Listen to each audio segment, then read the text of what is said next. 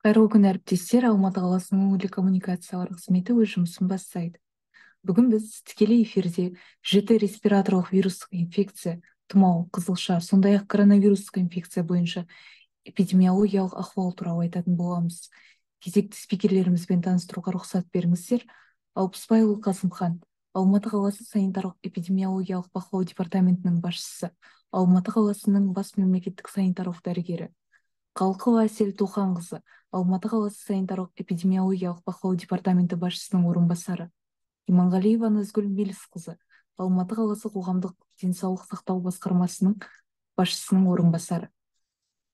Бірінші сөз Алпысбайұлы Қасымханға беріледі.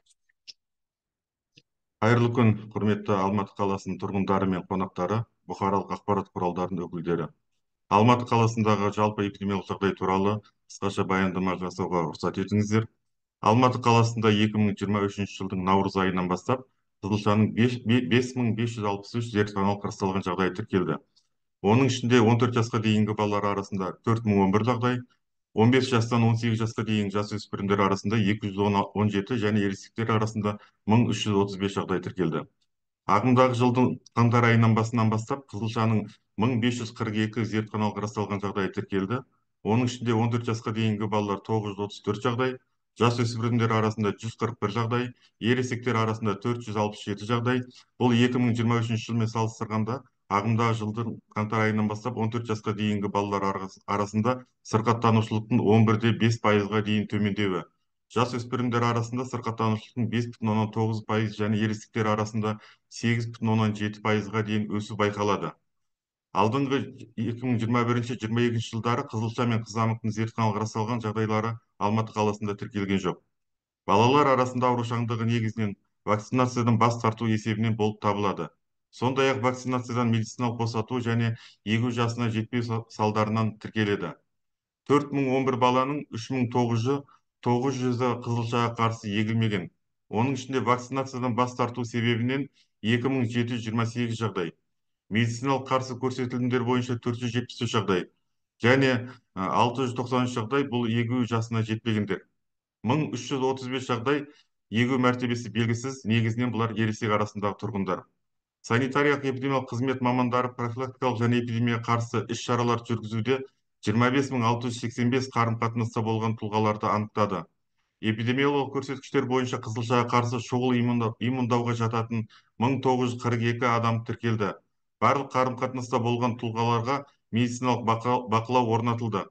Ошақтарда қызылшаның алдын алу бойынша санитарлық ағарту жұмыстары жүргізілді.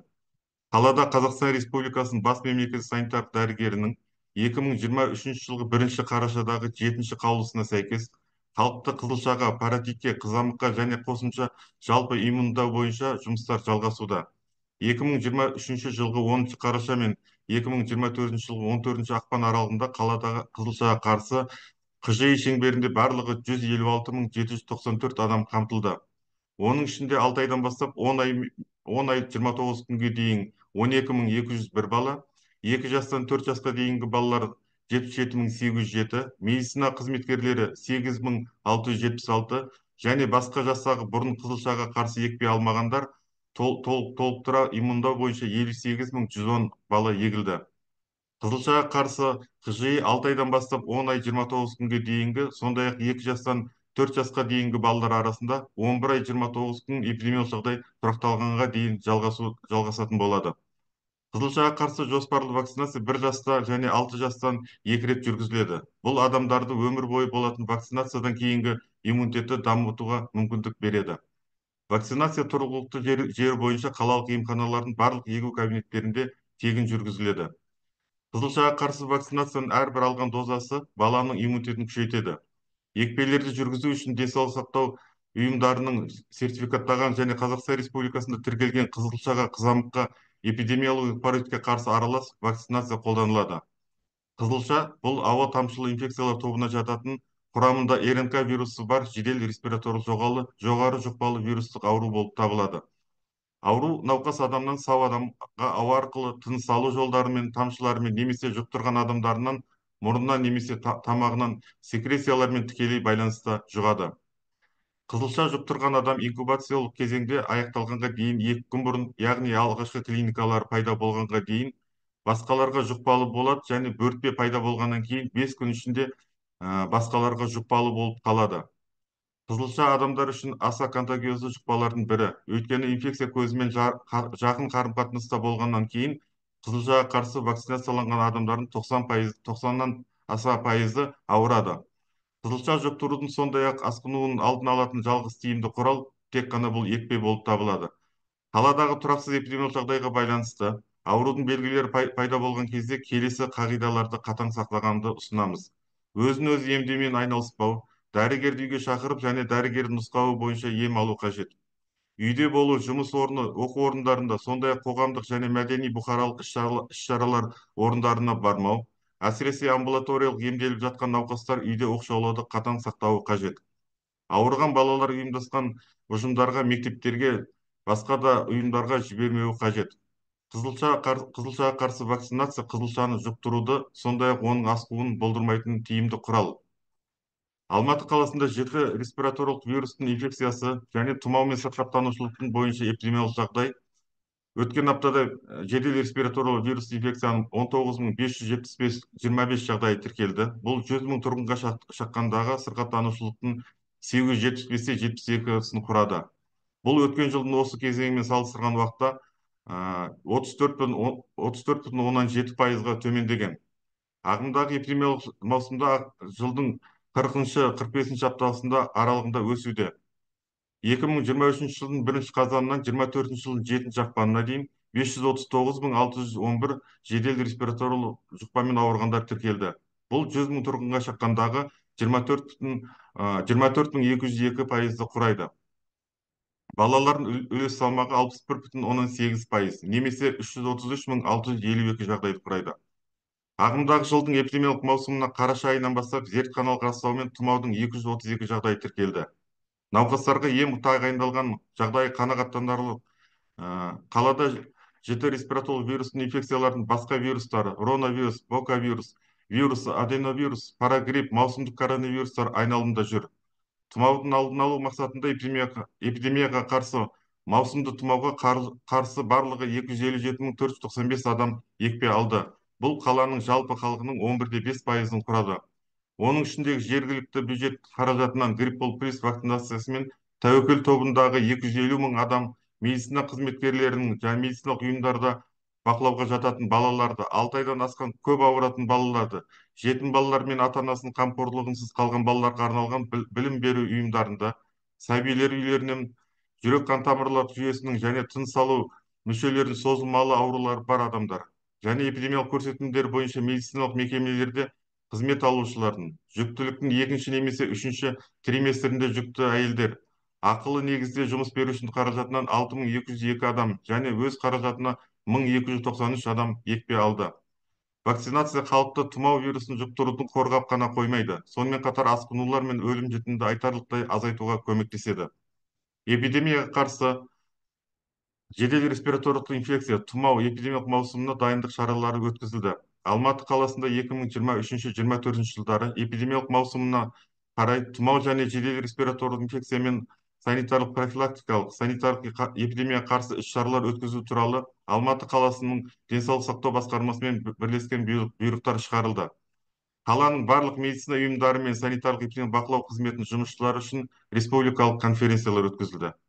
Медициналық ұйымдарда медицина қызметкерлері, оның ішіндегі Қазақ ұлттық медицина университетінің кафедрасы, ұлттық сараптама орталығына және департамент мамандарымен қатысуларымен бірнеше семинарлар өткізілді.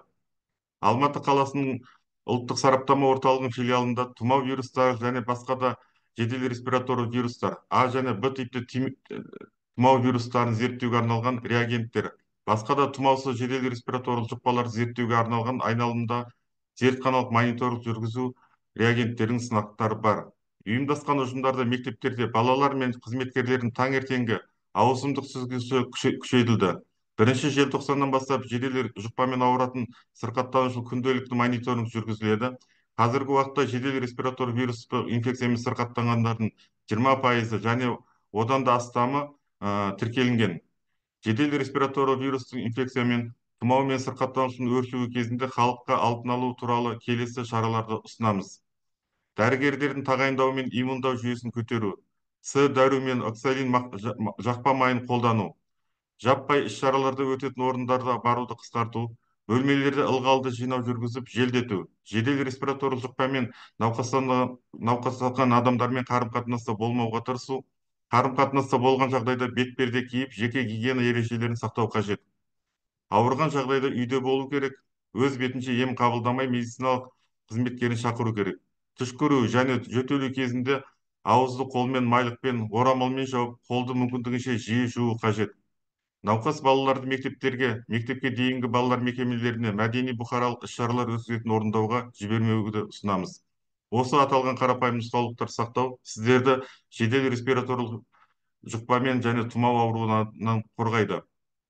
Алматы қаласы бойынша коронавирустық инфекция бойынша соңғы 7 күнде жұқтырғандардың саны 8-14 ақпан аралығында 1,5%-ға өскені байқалады. Алдыңғы 7 күнде 29 жағдайға тіркелінсе, келесі 42 жағдай тіркелді. COVID-19 жағдайлардың тәуліктік өсуі бір апта бұрын 0,2%-дан 0,3%-ға дейін өсті. 100 мың тұрғынға шаққандағы аурулардың барлық апталық көрсеткіші 1,5-тен 2-ге дейін өсті.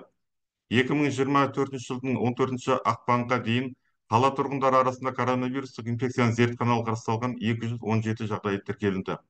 Оның ішіндегі 14 жасқа дейінгі балалар 30 жағдай, жасөспірімдер 4 жағдай, ересектер арасында 183 жағдай. Тіркелген 2217 жағдайдың ішінен 2024 жылдан бастап өздігінен қаралғандар 190 жағдай, бұл 87,6%-ді құрайды.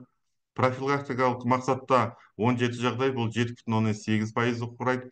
Эпидемиялық көрсеткіштер бойынша 10 жағдай, бұл 4,6%-ды құрайды. Ағымдағы жылдың басынан бастап коронавирус инфекция жұқтырған адамдардың жас құрамы 1 жастан 21 жасқа дейін үлес салмағы 9,7%-ді құрады. 14 жастан 30 жасқа дейін үлес салмағы 13,8%-ді құрады.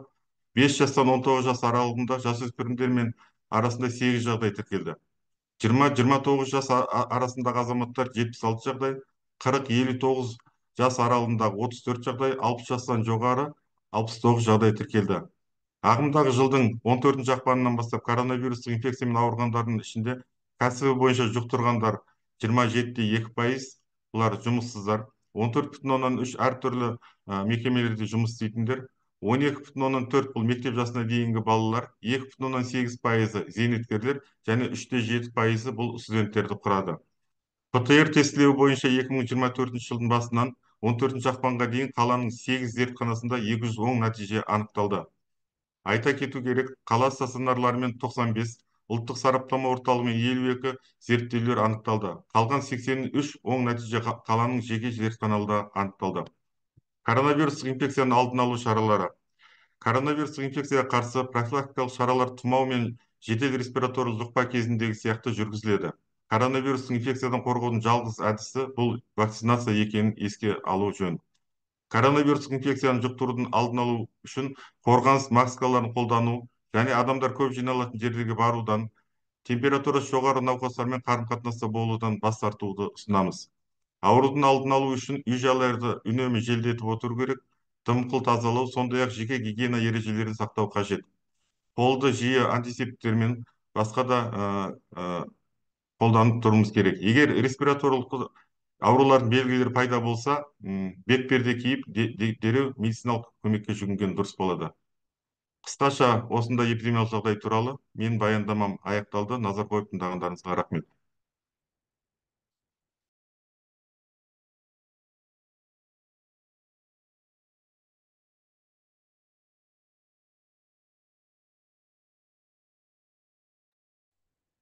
Ақпаратыңызға көп рахмет. Келесі сөз кезегі Әсел Тоқаңыз өзіңізде.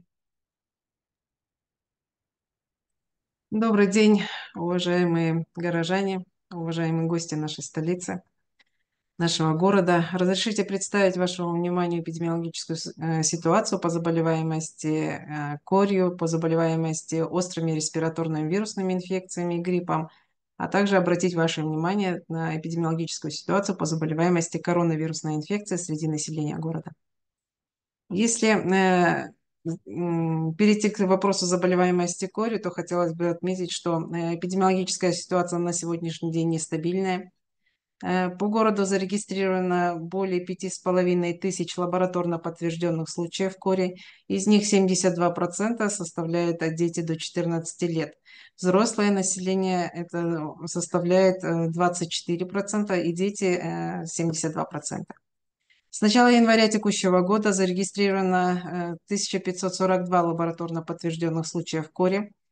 Из них, как я уже сказала, основной процент заболеваемости составляют от дети до 14 лет и взрослое население. Если говорить о эпидемиологической ситуации в сравнении за 2021-2022 год, то случаев лабораторно подтвержденных не зарегистрировано. Заболеваемость корью среди детского населения преимущественно возникает, регистрируется по причине отказа от вакцинации, а также из-за медицинских отводов от прививок и недостижения прививочного возраста. Из числа заболевших детей не привиты против кори 97%, и об этом стоит задуматься родителям, которые в свою очередь отказываются от получения детьми профилактических прививок.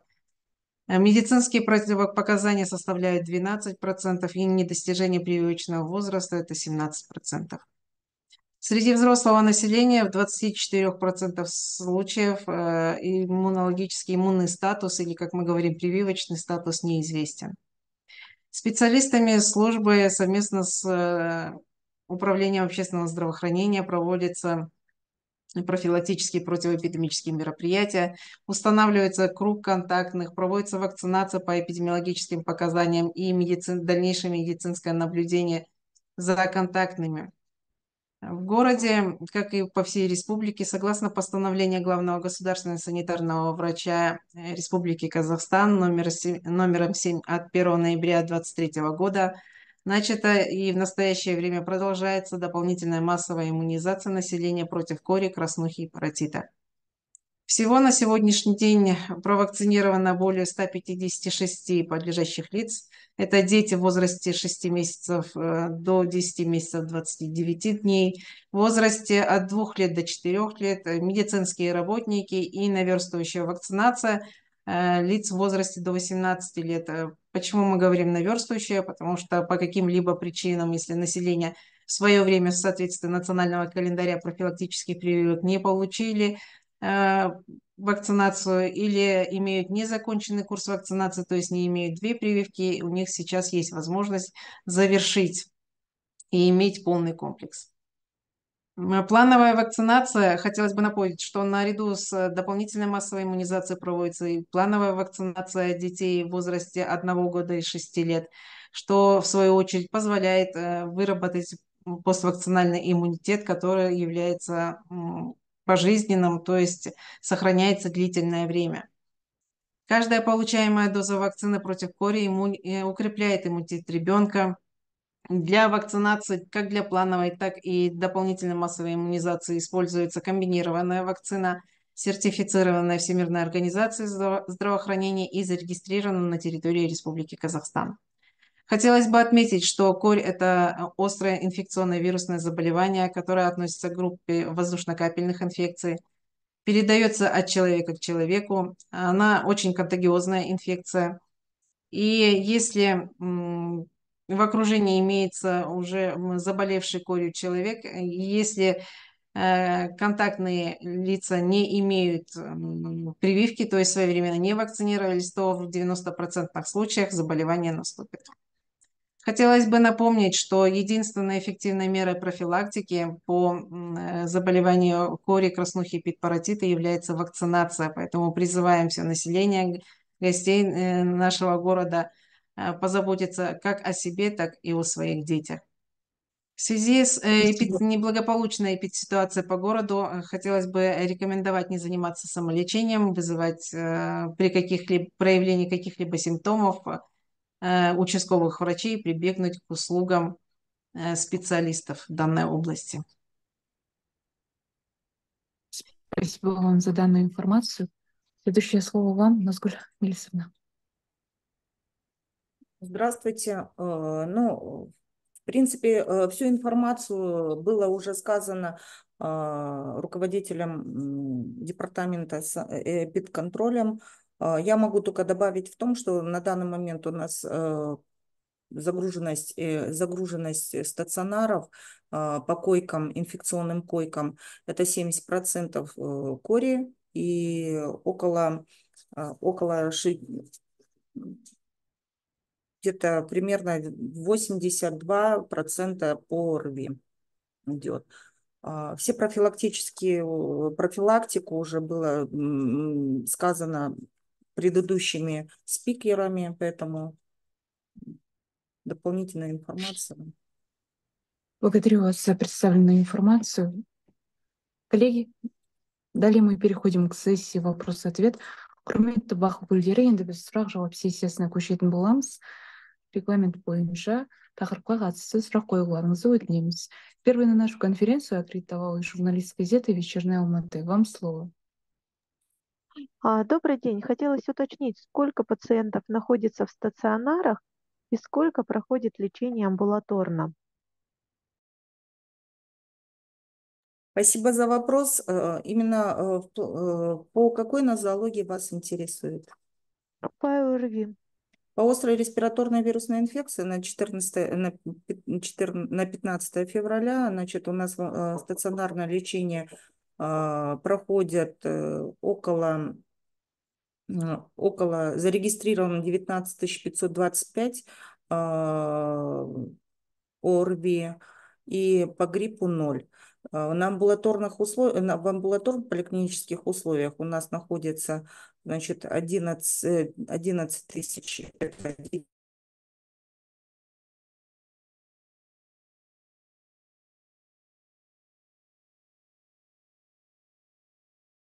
Поликлиники. В детской инфекционной больнице находится 48 детей, в взрослой инфекционной больнице находится около 19, где-то около 25 человек на сегодняшний день. А какой вирус гриппа сейчас ходит в Алматы? Кто чаще болеет ОРВИ? Взрослые или дети, мужчины или женщины? Вот какая-то статистика есть такая?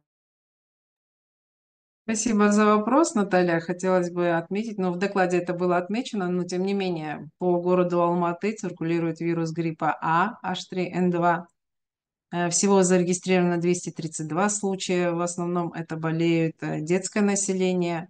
В процентном соотношении это около 60-64% от всех зарегистрированных случаев это дети. И параллельно с вирусом гриппа по городу также отмечена циркуляция риновирус, боковирус, РС-вирус, коронавирус и парагрипп, грипп и так далее. Спасибо. Могли бы вы еще, пожалуйста, разъяснить, возможно ли заболеть и гриппом, и коронавирусом одновременно? Спасибо за вопрос, Наталья. Но хотелось сразу отметить, что как у коронавируса, так и у гриппа симптомы одинаковые. То есть это повышение температуры, наличие катаральных явлений, слабость, ломота в теле, как обычно отмечают заболевшие. И при регистрации случая гриппа, то есть при обращении в медицинскую организацию с симптомами гриппа, проводится параллельная диагностика и на коронавирусную инфекцию. И тем самым мы можем иметь и имеем, то есть положительные результаты как на грипп, так и на коронавирусную инфекцию. Спасибо. Спасибо вам за вопрос, Наталья. Келесі сөз кезегі Алматы ақшамның журналистіне беріледі. Жақсы күн болсын баршаңызға. Менің сұрағым, қызылшаның зардабы қандай? Оны жұқтырып алған адамда қандай асқынулар болуы мүмкін? Рахмет сұрағыңызға. Қызылша жұқпалы және қызылша инфекциясына кейінгі ықтимал бұл асқынулар өте қауіпті. Аурудың ағымындағы асқынулар дамиды. Мысалы, ортаңғы құлақтың, өкпенің, трахеяның, бронхтың қабынулары орын алады. Сондай-ақ ауыр жағдайда бұл мидың қабынуы болады. Көбінесе асқынулар 5 жасқа дейінгі балаларда немесе 30 жастан асқан ересектерде дамиды. Ең ауыр асқынулар бұл соқырлыққа әкеп соғуы мүмкін, және мидың ісінуіне әкелетін инфекцияға. Яғни ауыр диарея және онымен байланысты дегидратация, құлақ инфекциясы, мына отит деп айтамыз ғой. Сол сияқты және ауыр жағдайларда бұл пневмонияға дейін асқынуы мүмкін. Осындай симптомдары бар. Рахмет. Жасыратыны жоқ.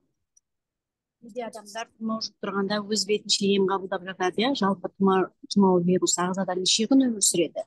Егер иммунитеті мықты болса, ол сол вируспен дәрі-дәрмексіз күресе ала ма? Рахмет. Бұл тұмауға қарсы бұл тағы да айтып өтеміз. Бұның тек қана алдын алу жолы бұл екпе. Екпе алған адамдардың арасында тұмау жағдайлары бұл кездескен жағдайда да өте сирек кездеседі. Бұл адам тұмаумен ауыруы мүмкін, ал вакцинацияланған адам егер ауырған жағдайда бұл асқынусыз жеңіл түрінде өтеді. Бұл вакцинация халықты тұмау вирусын жұқтырудан қорғап қана қоймайды, сонымен қатар бұл асқынулар мен өлім жітімді айтарлықтай азайтуға көмектеседі. Сондықтан да бұл жаңа біз ұсындық қой, егер де бұндай жағдай орын алған жағдайда өз бетінше емделмеуіміз керек. Бұл медицина мамандарына жүгіну қажет. Және сол медицина мамандарының берген емдік қасиеттерін ғана қолданып емделу керек. Нұржамал, сұрағыңызға көп рахмет. Құрметті әріптестер, осымен сұрақтарыңыз тәмам болса, біз жұмысымызды аяқтаймыз. Сөз соңында құрметті спикерлер, алып қосарларыңыз болса, мархабат. Қазіргі уақытта қалада егу мәртебесіне қарамастан 6 айдан бастап 10 ай 29 күнге дейінгі және 2 жастан 4 жас 11 ай 29 күнге дейінгі балаларды, сондай және басқа жастағы бұрын қызылшаға қарсы жоспарлы екпе алмаған адамдарды толықтыра отырып, иммундау бойынша қызылша, қызамық паретке қарсы қосымша жаппай иммундау жұмыстары бізде жалғасуда. Осы жұмыстарға белсене атсалысып, өз тарапыңыздан иммундау жасауға шақырамыз. Өзекті Рахмет. ақпаратыңызға көп рахмет. Дорогие коллеги, спасибо за участие в пресс-конференции. На этом завершаем эфир. Спасибо большое. Будьте здоровы.